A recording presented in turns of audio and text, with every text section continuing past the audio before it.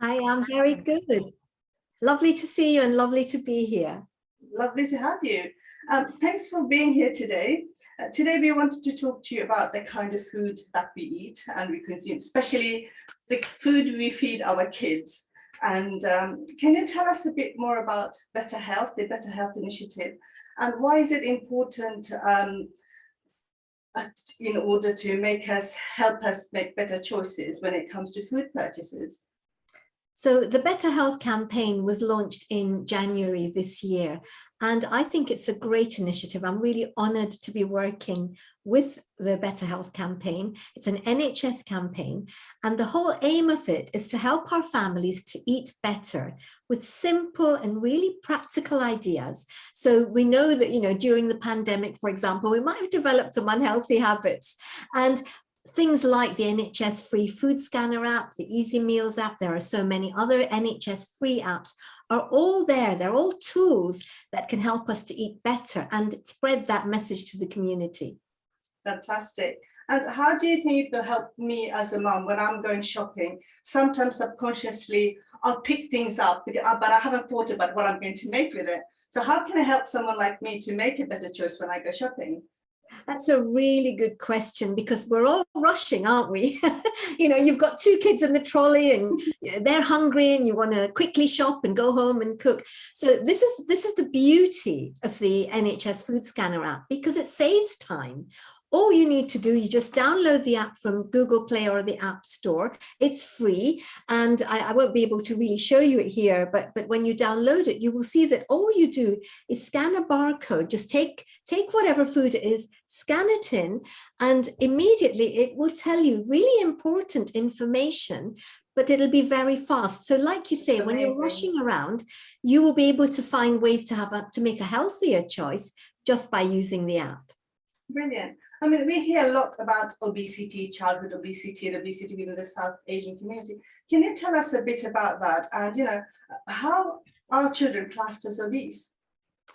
Yes, so, within the South Asian communities, it's really important for us to be having those healthier habits in childhood so that we prevent our children from being overweight and obese, because they tend to become overweight or obese adults. And within South Asian communities, when you are overweight, particularly around the central part of the body, the tummy, you're more at risk of long-term conditions such as heart disease or type 2 diabetes. So as a community, we need to be thinking about making better choices. But as mums, we need to be thinking about great choices for the whole family and being role models so that our children can learn from us.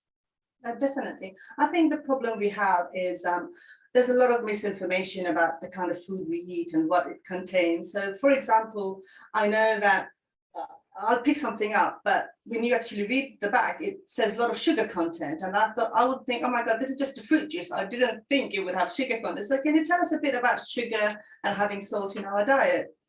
Yes, and this is again the beauty of it. You're so right. When you look at the back of pack, usually you can see that. On the front, sometimes there are traffic lights, and if you see red traffic lights, just like when you're driving, it sort of means stop and think, and maybe go towards green choices. But the beauty of the app is that you can actually do that scan as I suggested. So you just scan the barcode and it will tell you how many grams of sugar are in that particular product, and it'll translate it really practically into sugar cubes.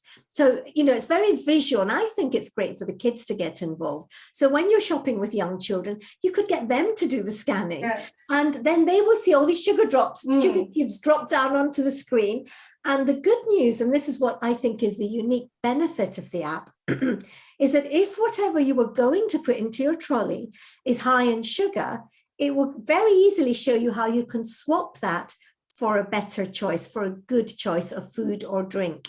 And I think that's the real uniqueness and the key here, is that you don't need to worry about, getting your glasses on and looking at the small print on the label. Just use the app, make a swap. It's usually in the same area because, if it's a drink, it'll be a swap that is a drink, and you'll probably see it in the fridge or in the same area.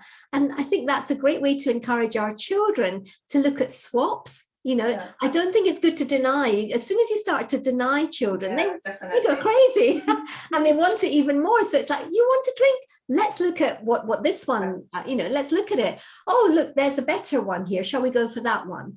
And I think having those conversations and making those decisions together will mean your children are more likely to buy into that. Yeah, I actually downloaded that, and I used it with my sons.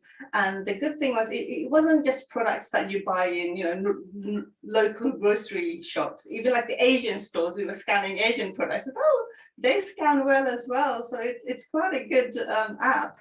Oh, Nasima, you've made me so happy saying that, because that's the bit I did. I don't have that much to do with the app, but I must say the bit that I'm very delighted that I was part of is I actually went to the stores, Southall, Hounslow, Wembley and Harrow, our own Asian food stores, and I got all the data for a variety of foods and drinks that we might buy from our own community shops. And, the NHS have taken that data and made it much more accessible by putting it into the app, so that now when you go and you find your tea rusks and your sesame snaps and all those, all those foods that are in our stores, it's very easy to say, okay, let me just have a wee look at the swap. And actually, it's not just sugar. The examples we're using are sugar, but it's also about saturated fat and salt. And the app does all that for you. Brilliant. Azmina, could you tell us a bit more about, we always hear the word saturated fat, unsaturated fat. Explain what that is and what it can actually do to the body. Sure. So fat is made up of different types of fats, and most foods that have fat will have some saturated fat and some unsaturated fat. But it's about which one is more predominant within that food. So if you have a food, let's say ghee, it's high in saturated fat, and that's the unhealthy type, because too much saturated fat can raise your blood cholesterol. And if you have a raised blood cholesterol, you're more at risk of heart problems. And the issue is for our communities, particularly because South Asians are more at risk of these conditions compared to the wider population. So we need to be really careful about cutting down on the amount of saturated fat that we have. And a lot of people in our community will say to me, I'm fine because I don't have ghee anymore. I'm using coconut fat. Coconut fat, actually, coconut fat, coconut oil has more saturated fat than butter. Oh, so don't kid yourself into thinking that's better. Yeah, I think there's a lot of misconception, and when you have a tool that actually tells you, no, this is the correct way and this is the right nutrition to have, then it is very helpful. It is. Yeah, I wanted to ask you also about, we do talk a lot about sugar. We think sugary sweets and drinks have sugar, but what other kind of food can we mistake for that it's not as sugary but actually does have sugar? I'm not sure I understand the question, sorry. So for example, rice, for example, I've been told it's got a lot of carbohydrate that breaks down into sugar. So a lot of the times we think sugar addiction, fizzy drinks, a little bit of Diet Coke is okay. But then we realize when we give it to our kids, they do get addicted. So how can we introduce healthy habits so that they don't get addicted to sugary food? Sure. Okay, so rather than going into the specifics of those examples, because that would take me a long time to try and explain it all, I think the last part of your question is really relevant. How do we help our kids not become, if you like, dependent on very high sugar foods? And I think it starts with us. I think, we have to be exceptional role models, and we also do have sugary foods from time to time, and that's fine. It's just, the sort of foods that we have in the house, in the cupboards, the sort of foods that we eat ourselves with a cup of tea, the sorts of cooking we do, the desserts that we might have, they learn all this from us. And so therefore, I think it's really important for us to start with ourselves and make those healthier choices. And the way to do that is to buy the right foods in the first place. So again, we come back to when you're rushing around and when you're shopping and when you're faced with an array of shelves and shelves of colorful, of bright and very tempting foods, that's when your food scanner again comes in really handy, because you can just have a quick look and find a healthier swap, be it sugar, saturated fat, or salt. And therefore, by you doing that, your children are watching you or hopefully participating in that. And therefore, you might find that they're engaged and they are learning from what you do as well as what you say. Definitely, I agree, and I put my hands up. With my first one, I was very good, very strict. Don't bring any fizzy drinks. But the second one, as soon as you give in a little bit of leeway, they'll have, can I get this fizzy drink? When you go into the shops, they will put all the sugary stuff in the trolleys, and you can see the addiction. One bottle, when he starts, he doesn't stop. And you're right, that's when we have to come in and say, okay, no more fizzy drinks at home, and make better choices. Absolutely. Yeah, yeah. And I think our language is very important. So perhaps rather than saying no more and saying no all the time, maybe there are different ways of saying, well, why don't we try this? Or, do you know, I had that one last time and it was really tasty. Or so-and-so's son told me that they tried this one. And look, it's in the app as a good choice. So I think there are ways for us to be persuasive without perhaps being negative about this. For me, food is for enjoyment. And honestly, there are so many healthy choices out there. You know, a lower sugar yogurt is just as tasty. And, or even we have so much plain yogurt now in our culture. So adding a few strawberries or some badam, to our dai is a great way of getting children to not have to have those more processed sugary versions. That's great. Can you tell us, you've got more about the app, said other features. There's something called the Good Choice Badge. What does that incorporate?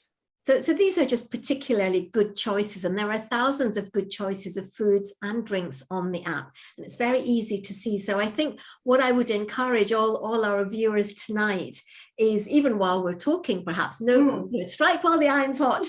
Actually, just go to your app store, go to Google Play, whatever you normally use on your phone, and it is free. Just search for NHS Food Scanner App, download that, and maybe then while we're talking, you can also understand when we're saying things like just scan a barcode or this is what you see, you'll get that information right in front of you. Absolutely, and it's really good fun app to play with as well. We've been scanning things around the kitchen just to see. Let's just check. An eye opener, isn't it? Yeah, let's just check what does it really have. Yes, yeah, it's a brilliant tool. The other thing I want to touch upon is within our community we have a difficult conversation about portions, and when we eat, especially our older generation.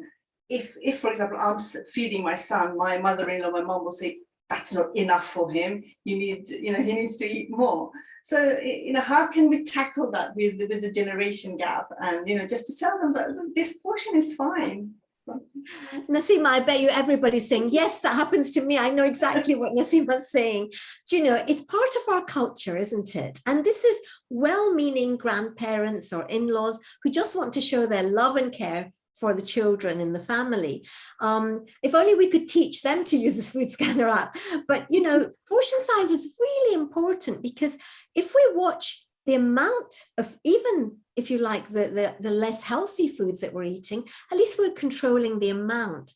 And well-meaning relatives, I can remember being brought up, my grandmother would just put food on my plate for me, let alone try and force me to eat. And it would just be, you'd have no choice. So I think there's a wee bit of education in terms of our elders, and helping them to understand that actually they could be showing their love in different ways. And perhaps the best way is to help them to make those healthier choices so that they can run around, so that they're not as overweight. I mean, we've got, such statistics about children going into reception. Almost a quarter of them are either overweight or obese. By the time they are 10 or 11, that figure goes up to about 46%. This is South Asian children. So, maybe if we teach our elders those sorts of things, that look, this isn't doing them any good. And I think it's counterproductive when we try hard as mums to, give them the right foods, and then the in-laws or the grandparents are force feeding them the less healthy foods. So I think there's a bit of education there.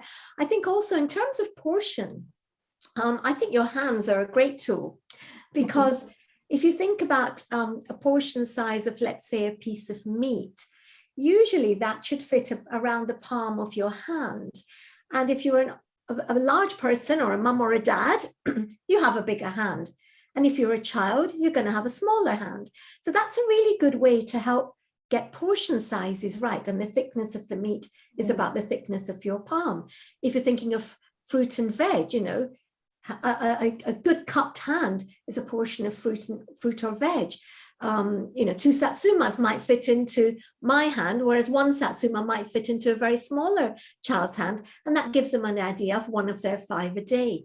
So I think it's really good to use handy measures like that, handy measures. And portion size, as we're, you know, when we're plating up, I often think to, you know, when we go to our weddings and you've got this huge buffet of delicious food, and the first thing is usually the meat curries and the veg curries or the tandoori chicken, and then slowly you get onto the rice, and then there's the roti, and then at the very end you've got the salad and the yogurt and the chutneys. And it's always tiny. The salad is the tiny portion, yeah. By the time you've filled your plate with all the meat and other rich curries, you've left yourself very little room for that salad and the raita. So I always say to people when they're entertaining or when you've got large families, start by serving yourself the salad first. So you make sure, I mean, for an adult, I would say 1/4 to 1/2 your plate could be filled with those beautiful colored salad vegetables.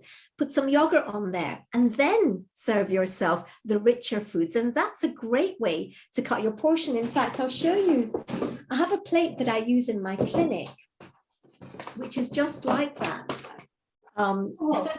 Veggie, protein, carbs. I think all of us mamas, we should make a plate like this. Get your marker pens out. You know, so many people use it now. I use it in all my books because it's a very clever way to get people to think, okay, I've got to put some veg there. That could be my salad. Oh, more veg. That could be my bindi or karela or green beans or kidney beans. And then my protein. So that's the amount of meat or chicken. Right. And that's your carbs, which would be, for example, brown basmati rice or roti made with coarse wholemeal atta. So there are clever ways of doing that. I share them on my Instagram channel on @Azmina Nutrition, because I get so many queries about portion size. Definitely. One of the questions our mamas have been asking is after school snack. Again, we rush home, they've got school clubs and give them something really quickly. And again, it could be unhealthy. What kind of snacks, after school snacks, would you recommend? So for me, firstly, it's about having the right foods accessible. And that depends on what you put into your shopping trolley in the first place. So go and look at this, use the NHS Food Scanner app to find those good choices. That's the first thing, because then what you will have in your kitchen cupboards and in your fridge will be good choices. And if you've got those, then you can be comfortable that if they go picking at your cupboards and in the fridge, you've got the right things. Some of them that I find are particularly valuable for children are things like homemade popcorn. It's so easy. In fact, if you have a popcorn maker, they would love to be involved in that. Or you can make it at home just with a saucepan and a tight fitting lid. Just, you need a tiny drop of oil, a couple of tablespoons of popping corn, and you don't need salt. If you want, you can add a little bit of chili, a little bit of lemon, and just let it pop. It's great fun, 2 or 3 minutes till the popping stops, and that can be a great snack for a child. Or you can dry roasted chana. When I was in Southall doing all my, data collection for the Food Scanner app, I was really pleased. There were things like that you can buy, because I roast all these things myself at home.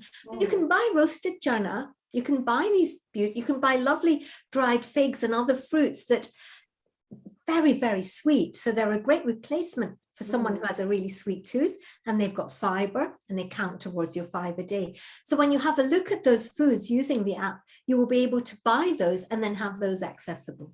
Oh, brilliant. I think it works well when you make things with kids, and when you get them involved, whether it's buying or whether it's making, they do appreciate it and they get more out of it as well. We've had another question about the app. Does it only work in the UK? How about if it was like an international product, would it work? It is an NHS England food scanner app. So the foods are for people buying foods in the UK. But I don't know. I mean, you've got brands here that are also available in the US, in Dubai, in Pakistan, in India. So you never know. I've never done it. I've not been on holiday because of the pandemic. But, you know, if it's the same brand, you never know. Because often that when I looked at the packages that I was scanning myself, they're actually made in India or made in Pakistan. So you might find the app does work there, but it is an NHS England free food scanner app that you can download using Google Play or the App Store. That's fantastic. A lot of our mamas, because we're, again, very busy, and you know, something like this is going to help us a lot more to make better choices. And can you say a bit more about just a healthy lifestyle? What can you advise the mamas to do on a day-to-day basis, so that, you know, we can put the weight off? You spoke about obesity, but some mamas have spoken about underweight children as well, about making the right decisions and adopting healthy habits. What kind of advice would you give, and how would the app help? Sure. So I think cooking is a really important place to start. So, you know, when we cook, we'll have a big bottle of oil and we'll just pour the oil straight into the saucepan. I think if we can start to measure, so measure using a tablespoon and try to gradually cut down. I've been doing some recipes, which are for one of the other NHS Easy Meals apps. And I've tried to suggest that within our community, if we can use a tablespoon and measure roughly 1 to 2 tablespoons for a curry or a dish for 4 people, it's still tasty, I promise you. And you can then gradually cut your calories, and this helps the men in our households, it helps the women, it helps even prevent obesity, because you're going to be cutting your calories by using less oil. The other thing is to watch the salt that you're adding when you're cooking. And again, what do? We have a tub of salt and we just go like this and think that looks like, I mean, that's how I was brought up. That's how my mum taught me to cook. But maybe we should start using a teaspoon and measuring the salt and start to gradually cut down. Ideally, we should be using no salt, but maybe it's a process. So cutting down to maybe 1 teaspoon for 4 people, gradually then cutting down to a half a teaspoon. And where the app can help is that obviously there are going to be convenience foods that you might be using in your cooking or as part of a recipe. So that's when, by using the NHS Food Scanner app, you can make sure that the foods that you buy as ingredients or as accompaniments to your meals are all lower in saturated fat, lower in salt, and lower in sugar, but still tasty. Definitely. I mean, I love cooking. I love cooking with kids. I love cooking with people, but I always try to make healthier choices. And sometimes it is confusing. There's a lot of misinformation, especially with social media. But having an app that's made by NHS and that, you know, tells you in lay terms that this is what you should be having, this is what you shouldn't be having, or, you know, just alternatives. I think it's such a brilliant way of doing it. Thank you so much, Azmina, for coming to Muslim Mamas and giving us all the information about healthy eating and the Food Scanner app. And you know, I just want to tell the mamas that the Food Scanner app is available from the App Store. You can download it now on Google Play. And if you just do a search on Food Scanner and download it today, you know, you can start playing around the house, get something out, you know, a tub of, I don't know, mango juice and scan it and do it with your kids. It's really good fun, but as well as fun, it's going to be better for you and give a healthier lifestyle in the, you know, coming days. Thank you, Azmina, for coming to Muslim Mamas. It's been very helpful and informative. Thank you, Nasima. It's been so lovely speaking to you. I hope we get to speak again. Definitely. Thank you, Muslim Mamas. As always, you've been great. Thank you. Assalamu alaikum.